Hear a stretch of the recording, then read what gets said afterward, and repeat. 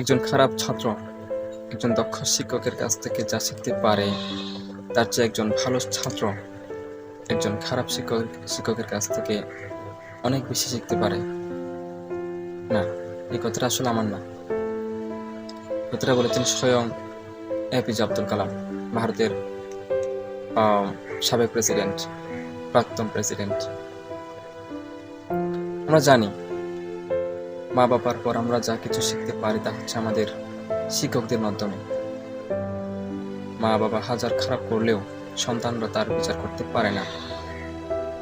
ঠিক তেমনিভাবে শিক্ষকও যদি কোনো খারাপ কাজ করে থাকেন, তাদের বিচার শিক্ষার্থীরা করতে পারে না। ওনাদের ভুল ত্রুটি থাকতেই পারে, এবং থাকলে সেটা সংশোধনের জন্য উপরস্থ কর্মকর্তাদের লিখিত অভিযোগ দেওয়া যায়। কিন্তু এইভাবে শিক্ষা প্রতিষ্ঠানের শিক্ষকদের অপমানিত করা, লাঞ্ছিত করা মোটেও ঠিক না। অন্তত ভবিষ্যৎ প্রজন্মের জন্য এটা কোনো ভালো বার্তা বয়ে আনে না। দেখুন, কাফেররা আমাদের রাসূল সাল্লাল্লাহু আলাইহি সাল্লামকে অনেক কষ্ট দিয়েছিলেন, অপমান করেছিলেন, কিন্তু ইসলামের বিজয়ের পর তিনি কোনো প্রতিশোধ না নিয়ে ওই কাফেরদেরকে ক্ষমা করে দিয়েছিলেন, নিজেদেরকে সংশোধনের সুযোগ দিয়েছিলেন। হ্যাঁ,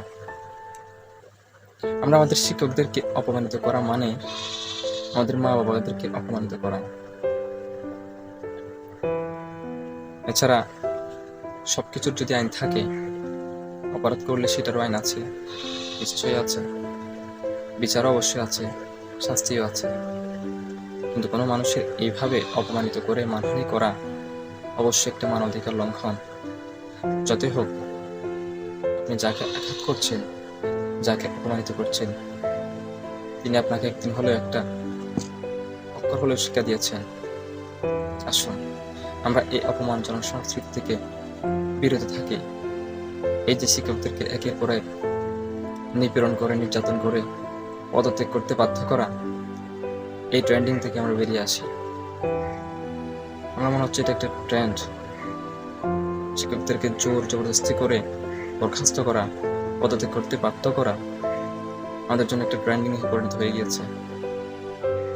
আসুন আমরা এই ট্রেন্ড থেকে বিরত থাকি, শিক্ষকদেরকে সম্মান করি, কারণ শিক্ষকদেরকে সম্মান করলেই আপনার আমার সবার জীবন ধন্য।